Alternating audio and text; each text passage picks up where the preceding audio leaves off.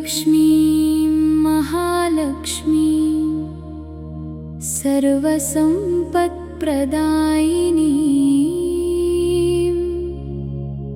अन्नपूर्णां जगन्मातां वन्दे भक्तार्थसिद्धये।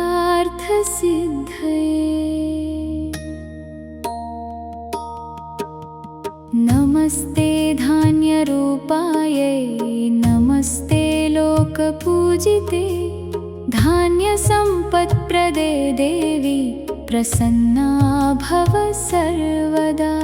शस्यश्यामलरूपां त्वां सुवर्णप्रभशोभितां धान्यपूर्णकरां देवीं वन्दे श्रीधान्यलक्ष्मीम्।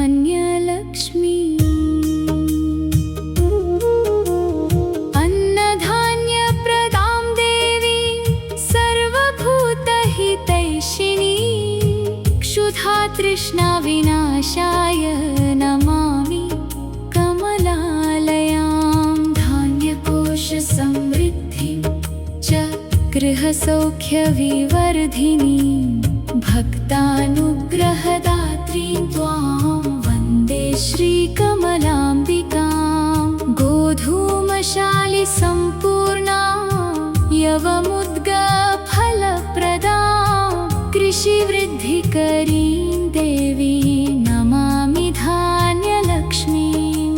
क्षेत्रेषु सस्यसम्पत्तिं गोषु वृद्धिं च सर्वदा देहि मे कमले देवी नमस्ते विश्वमातरि।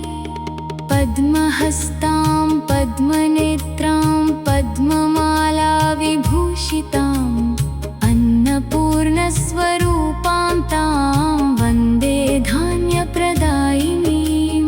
यस्यां प्रसन्नायां नित्यं धान्यवृद्धिर्भवेद्ध्रुवं दारिद्र्यं नाशमायाति तस्मै देव्यै नमो नमः। सुवृष्टिं शुभसस्यं च समृद्धिं च दिने दिने प्रयच्छ मे महालक्ष्मी धान्यलक्ष्मी नमोऽस्तुते।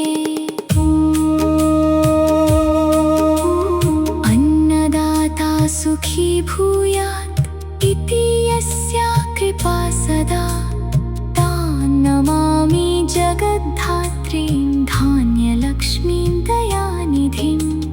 गृहाणि धान्यपूर्णानि कोशागाराश्च सर्वदा भवन्तु ते प्रसादेन नमस्ते कमलालये।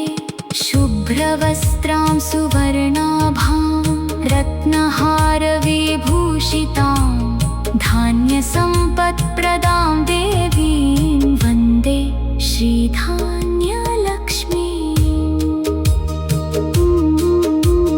भक्तानां कामधेनुस्त्वं सर्वाभीष्टफलप्रदा अन्नपूर्णे महालक्ष्मी नमस्ते करुणामये। धनं धान्यं पशुपुत्रान् आयुरारोग्यमुत्तमं प्रयच्छ मे सदा देवी धान्यलक्ष्मी नमोऽस्तुते। यः पठेत् स्तोत्रमेतत्तु भक्त्या श्रद्धा समन्वितः तस्य गेहे सदा लक्ष्मीर्धान्यवृद्धिश्च जायते। धान्यलक्ष्मीं महालक्ष्मीं सर्वसम्पत्प्रदायिनीं अन्नपूर्णां जगन्मातां वन्दे भक्तार्थसिद्धये।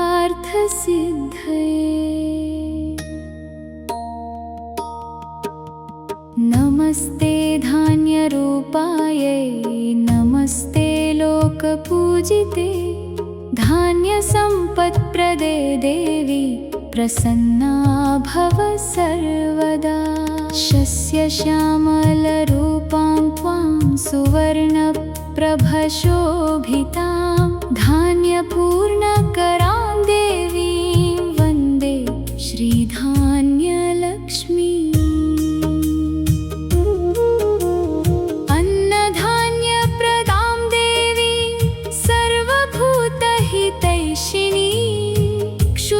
तृष्णाविनाशाय नमामि कमलालयां धान्यकोशसमृद्धिं च गृहसौख्यविवर्धिनीं भक्तानुग्रहदात्रीं त्वां वन्दे श्रीकमलाम्बिकां गोधूमशालिसम्पूर्णां यवमुद्गफलप्रदां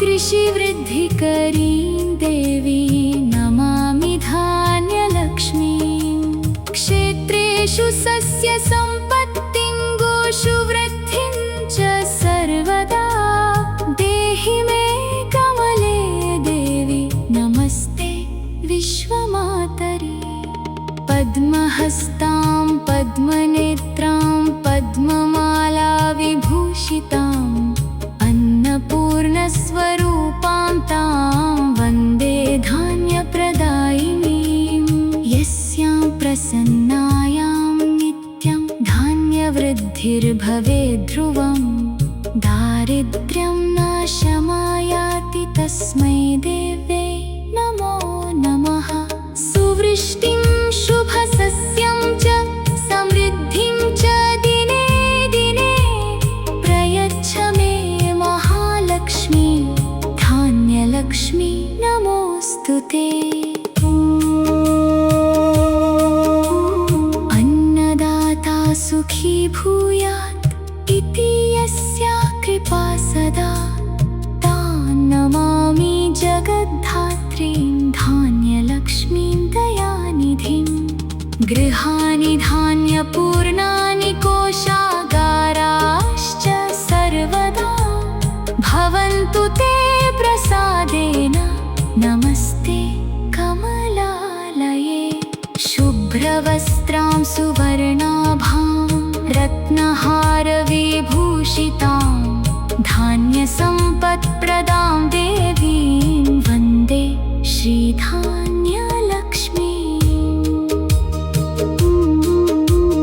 भक्तानां कामधेनुस्त्वं सर्वाभीष्टफलप्रदा अन्नपूर्णे महालक्ष्मी नमस्ते करुणामये धनं धान्यं पशुपुत्रान् आयुरारोग्यमुत्तमं प्रयच्छ मे सदा देवी धान्यलक्ष्मी नमोऽस्तु ते यः पठेत् स्तोत्रमेतत्तु भक्त्या श्रद्धा समन्वितः तस्य गेहे सदा लक्ष्मीर्धान्यवृद्धिश्च जायते धान्यलक्ष्मीं महालक्ष्मीं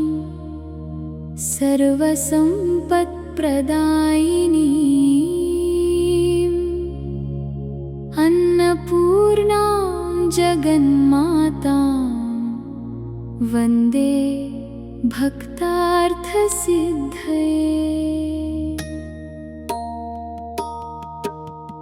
नमस्ते धान्यरूपायै नमस्ते लोकपूजिते धान्यसम्पत्प्रदे देवी प्रसन्ना भव सर्वदा शस्यश्यामलरूपां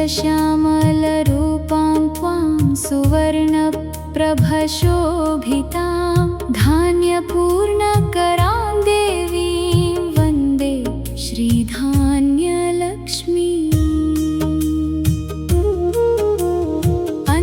अन्नधान्यप्रदां देवीं सर्वभूतहितैषिणीं क्षुधा तृष्णाविनाशाय नमामि कमलालयां धान्यकोशसमृद्धिं च गृहसौख्यविवर्धिनीं भक्तानुग्रहदात्रीं त्वां वन्दे श्रीकमलाम्बिकां गोधूमशालिसम्पूर्णां यवमुद्गफलप्रदां कृषिवृद्धिकरीं देवीं नमामि धान्यलक्ष्मीं क्षेत्रेषु सस्यसम्पत्तिं गोषु वृद्धिं च सर्वदा देहि मे कमले देवी नमस्ते विश्वमातरि पद्महस्तां पद्मनेत्रां पद्ममालाविभूषिताम् अन्नपूर्णस्वरूपां तां वन्दे धान्यप्रदायिनीं यस्यां प्रसन्नायां नित्यं धान्यवृद्धिर्भवेत् ध्रुवम् दारिद्र्यं नाशमायाति तस्मै देव्यै नमो नमः। सुवृष्टिं शुभसस्यं च समृद्धिं च दिने दिने प्रयच्छ मे महालक्ष्मी धान्यलक्ष्मी नमोऽस्तु ते। अन्नदाता सुखी भूयात् इति यस्या कृपा सदा तां नमामि जगद्धात्रीं धान्यलक्ष्मीं दयानिधिं। गृहाणि धान्यपूर्णानि कोशागाराश्च सर्वदा भवन्तु ते प्रसादेन नमस्ते कमलालये। शुभ्रवस्त्रां सुवर्णाभां रत्नहारविभूषितां धान्यसम्पत्प्रदां देवीं वन्दे श्रीधान्यलक्ष्मीं।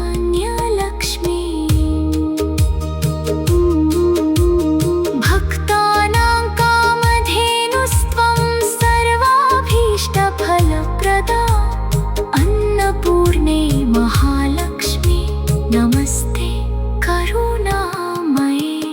धनं धान्यं पशुपुत्रान् आयुरारोग्यमुत्तमं प्रयच्छ मे सदा देवी धान्यलक्ष्मी नमोऽस्तु ते। यः पठेत् स्तोत्रमेतत्तु भक्त्या श्रद्धा समन्वितः तस्य गेहे सदा लक्ष्मीर्धान्यवृद्धिश्च जायते। धान्यलक्ष्मीं महालक्ष्मीं सर्वसम्पत्प्रदायिनीं अन्नपूर्णां जगन्मातां वन्दे भक्तार्थसिद्धये।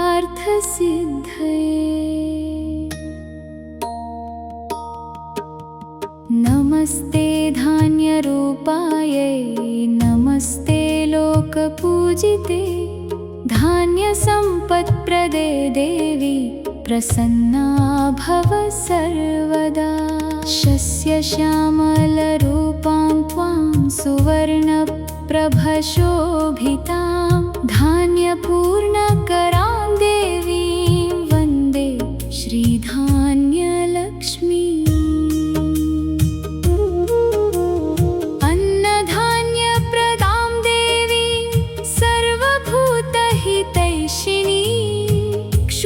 तृष्णाविनाशाय नमामि कमलालयां। धान्यकोशसमृद्धिं च गृहसौख्यविवर्धिनीं भक्तानुग्रहदात्रीं त्वां वन्दे श्रीकमलाम्बिकां। गोधूमशालिसम्पूर्णां यवमुद्गफलप्रदां कृषिवृद्धिकरीं देवी नमामि धान्यलक्ष्मीं। क्षेत्रेषु सस्यसम्पत्तिं गोषु वृद्धिं च सर्वदा देहि मे कमले देवी नमस्ते विश्वमातरि। पद्महस्तां पद्मनेत्रां पद्ममालाविभूषिताम् अन्नपूर्णस्वरूपां तां वन्दे धान्यप्रदायिनीं यस्यां प्रसन्नायां नित्यं धान्यवृद्धिर्भवेत् ध्रुवम् दारिद्र्यं नाशमायाति तस्मै देव्यै नमो नमः। सुवृष्टिं शुभसस्यं च समृद्धिं च दिने दिने प्रयच्छ मे महालक्ष्मी धान्यलक्ष्मी नमोऽस्तु ते। अन्नदाता सुखी भूयात् कृपा सदा तां नमामि जगद्धात्रीं धान्यलक्ष्मीं दयानिधिं गृहाणि धान्यपूर्णानि कोशागाराश्च सर्वदा भवन्तु ते प्रसादेन नमस्ते कमलालये शुभ्रवस्त्रां सुवर्णाभां रत्नहारविभूषितां धान्यसम्पत्प्रदां देवीं वन्दे श्रीधान्यलक्ष्मीम्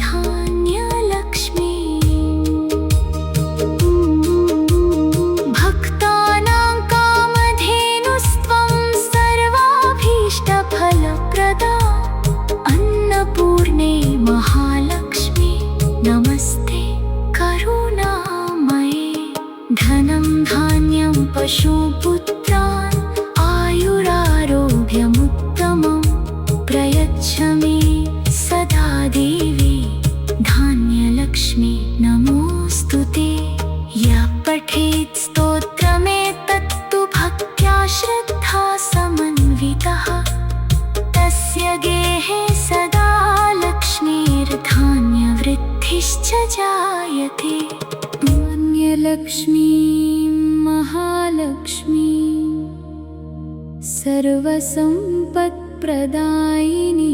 सर्वसम्पत्प्रदायिनीम् अन्नपूर्णां जगन्मातां वन्दे भक्तार्थसिद्धये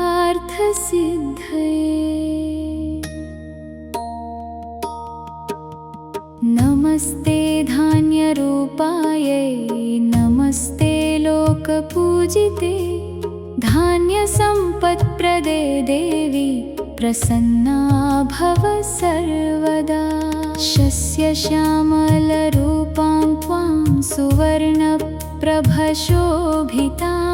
धान्यपूर्णकरां देवीं वन्दे श्रीधान्यलक्ष्मीम्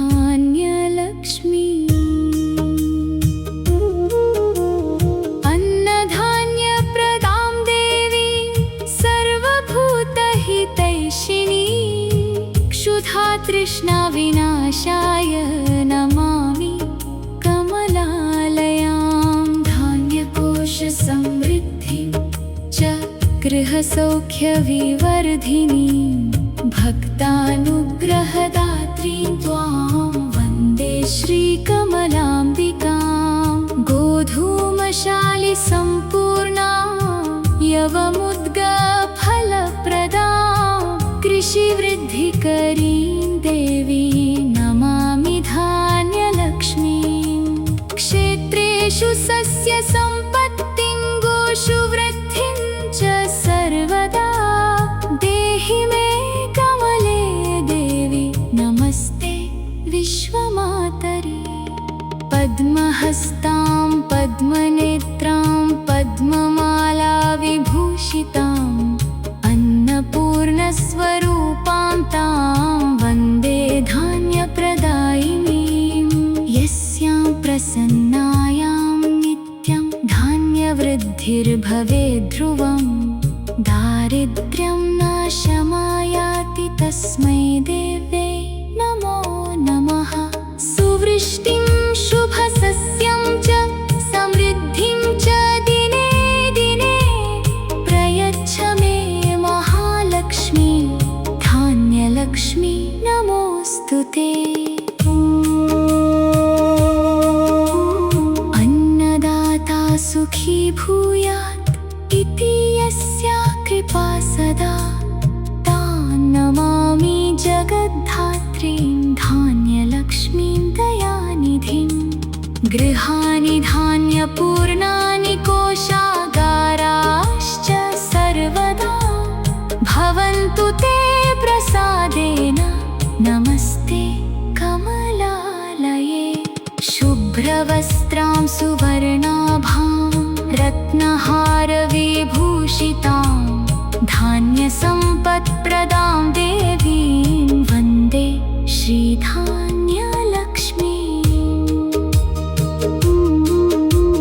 भक्तानां कामधेनुस्त्वं सर्वाभीष्टफलप्रदा अन्नपूर्णे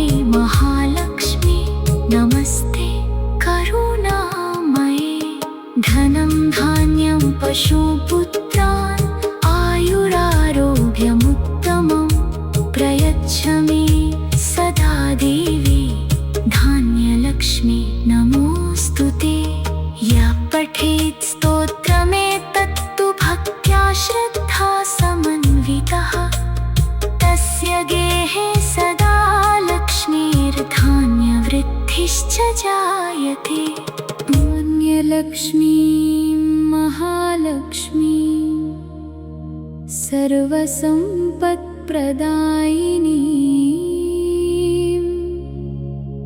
अन्नपूर्णां जगन्मातां वन्दे भक्तार्थसिद्धये।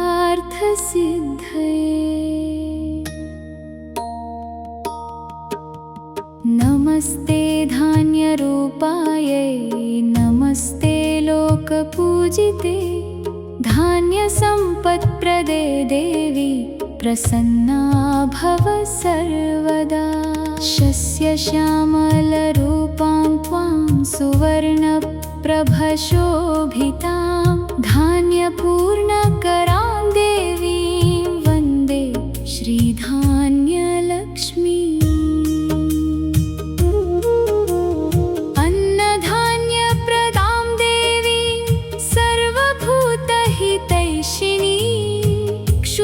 तृष्णाविनाशाय नमामि कमलालयां धान्यकोशसमृद्धिं च गृहसौख्यविवर्धिनीं भक्तानुग्रहदात्रीं त्वां वन्दे श्रीकमलाम्बिकां।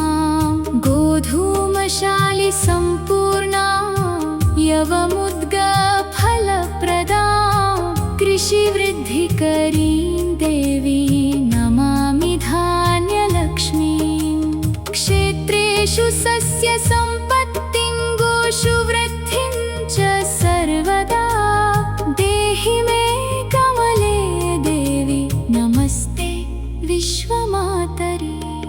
पद्महस्तां पद्मनेत्रां पद्ममाला विभूषितां अन्नपूर्णस्वरूपां तां वन्दे धान्यप्रदायिनीं। यस्यां प्रसन्नायां नित्यं धान्यवृद्धिर्भवेद्ध्रुवं दारिद्र्यं नाशमायाति तस्मै देव्यै नमो नमः।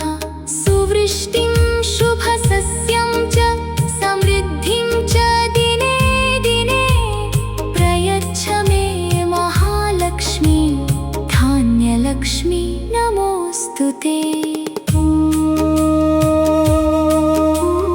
अन्नदाता सुखी भूयात् इति यस्या कृपा सदा तां नमामि जगद्धात्रीं धान्यलक्ष्मीं दयानिधिं।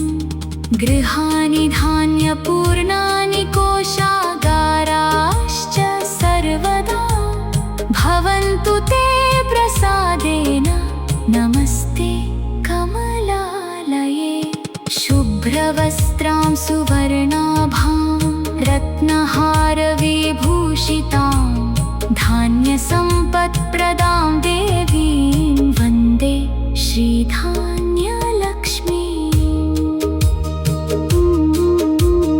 भक्तानां कामधेनुस्त्वं सर्वाभीष्टफलप्रदा अन्नपूर्णे महालक्ष्मी नमस्ते करुणामये। धनं धान्यं पशुपुत्रान् आयुरारोग्यमुत्तमं प्रयच्छ मे सदा देवी धान्यलक्ष्मी नमोऽस्तुते। यः पठेत् स्तोत्रमेतत्तु भक्त्या श्रद्धा समन्वितः तस्य गेहे सदा लक्ष्मीर्धान्यवृद्धिश्च जायते। धान्यलक्ष्मीं महालक्ष्मीं सर्वसम्पत्प्रदायिनीम् अन्नपूर्णां जगन्मातां वन्दे भक्तार्थसिद्धये।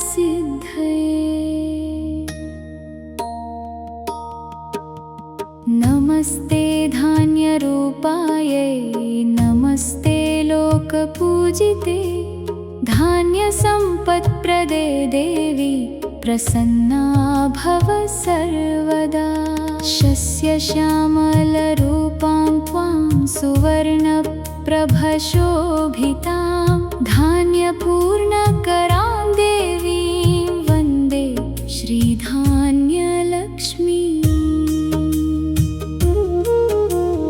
अन्नधान्यप्रदां देवीं सर्वभूतहितैषिणीं क्षुधातृष्णाविनाशाय नमामि कमलालयां। धान्यकोशसमृद्धिं च गृहसौख्यविवर्धिनीं भक्तानुग्रहदात्रीं त्वां वन्दे श्रीकमलाम्बिकां। गोधूमशालिसम्पूर्णां यवमुद्गफलप्रदां कृषिवृद्धिकरीं देवीं नमामि धान्यलक्ष्मीं। क्षेत्रेषु सस्यसम्पत्तिं गोषु वृद्धिं च सर्वदा देहि मे कमले देवी नमस्ते विश्वमातरि। पद्महस्तां पद्मनेत्रां पद्ममालाविभूषिताम् अन्नपूर्णस्वरूपां तां वन्दे धान्यप्रदायिनीं। यस्यां प्रसन्नायां नित्यं धान्यवृद्धिर्भवेत् ध्रुवं दारिद्र्यं नाशमायाति तस्मै देव्यै नमो नमः। सुवृष्टिं शुभसस्यं च समृद्धिं च दिने दिने प्रयच्छ मे महालक्ष्मी धान्यलक्ष्मी नमोऽस्तु ते। अन्नदाता सुखी भूयात् इति यस्या कृपा सदा तां नमामि जगद्धात्रीं धान्यलक्ष्मीं दयानिधिं। गृहाणि धान्यपूर्णानि कोशागाराश्च सर्वदा भवन्तु ते प्रसादेन नमस्ते कमलालये। शुभ्रवस्त्रां सुवर्णाभां रत्नहारविभूषितां धान्यसम्पत्प्रदां देवीं वन्दे श्रीधान्यलक्ष्मीम्।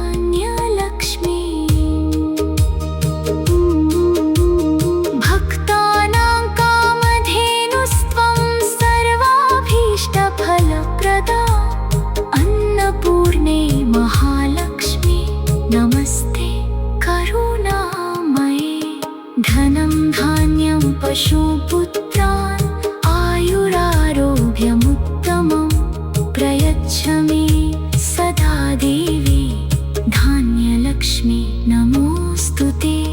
यः पठेत् स्तोत्रमेतत्तु भक्त्या श्रद्धा समन्वितः तस्य गेहे सदा लक्ष्मीर्धान्यवृद्धिश्च जायते।